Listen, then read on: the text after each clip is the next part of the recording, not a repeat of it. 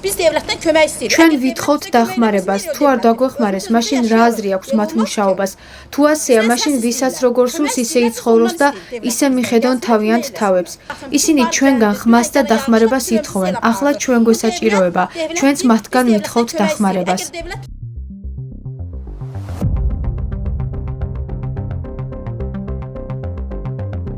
მარნეულში გამსახურდიას ქუჩის ნომერ პირველში მდებარე 5-სართულიანი კორპუსის სახურავი დიდი ხანია ავარიულ მდგომარეობაშია, რაც შენობის მაცხოვრებლებს ყოველდღიურად დიდ დისკომფორტს უქმნის.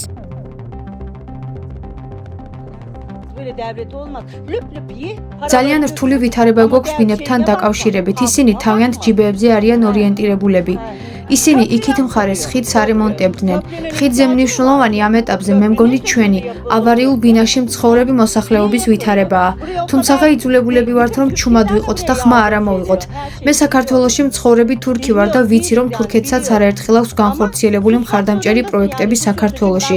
თურქეთში ვცხოვრობდი თავიდან და იქ მსგავსი რამ არ მინახავს. საშინელ ვითარებაშია ბინები. ახალი გარემონტებული მქონდა ბინა, მაგრამ შეხედეთ, რა ვითარებაშია ჩავარდნილი. წყალი ჟონავს ისევ. სახურავი რომ არ ვარგა, ამიტომაც ჟონავს და გადის კედლებში. ძლიერი ნალექის დროს განსაკუთრებით ზარალდებიან კორპუსის ზედა სართულებზე მცხოვრები ოჯახები, რადგან მათ ბინებში წყალი ჟონავს, რის შედეგადაც შენობა თანდათან ფუჭდება და საფრთხეს უქმნის კორპუსის მაცხოვრებლებს. წლების განმავლობაში სახურავი იმდენად დაზიანდა, რომ პრაქტიკულად ექსპლუატაციისთვის უვარგისი გახდა. ქარისა და წვიმის ზემოქმედებით კი სახურავზე ბზარები წარმოიშვა, შენობის შიდა ფასადის ნაწილი კი ჩამოიშალა.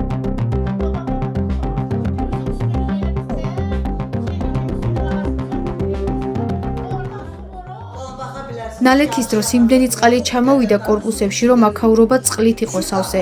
ამ პრობლემას ხომ მოგვარება სჭირდება.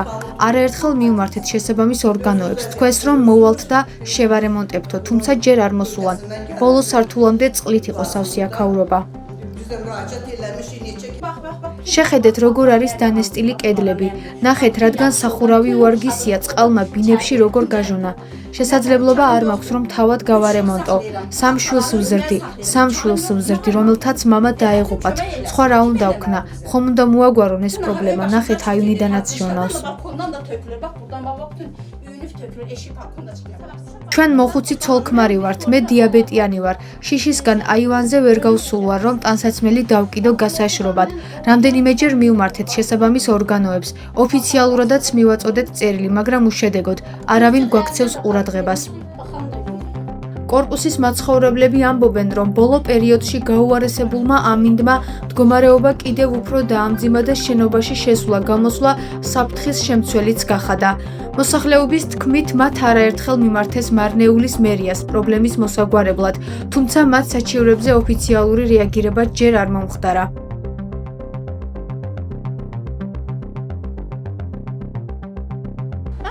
წავედით და განცხადება დავწერეთ, ხელი მოვაწერეთ 30-მა მოსახლემ და ოფიციალურად მივმართეთ. დაგვკვირდნენ, რომ მოაგვარებდნენ ამ პრობლემას, მაგრამ უშედეგოდ, ჩვენ 2 წელზე მეტია ამ ვითარებაში ვართ. მე ასეთი რამ არ მინახავს, ასე როგორ შეიძლება. მარნეული მართლაც რთულ ვითარებაშია, არ აქცევენ ყურადღებას. აქედან წყალი ჩადის და გუბდება კორპუსებში. ნალექის დროს აქაურობა ნახეთ რა დღეშია. იქნებ ვიღაცას ავადმყოფი ჰყავს და სასწრაფოდ უნდა რომ კლინიკაში წაიყვანოს. ამ წყალში როგორ უნდა გაიყვანოს ანამნესტიან კედლებს რა უშველოს. მე 6 წელია აქ ცხოვრობ, შვილიც და ოჯახიც აქ ცხოვრობს. შვილი აქ საქმიანობს და როგორც ამ ქვეყნის მოქალაქეს ევალება, ისე იხდის ყველა გადასახადს დროულად. მართლა საშინელი ვითარებაა.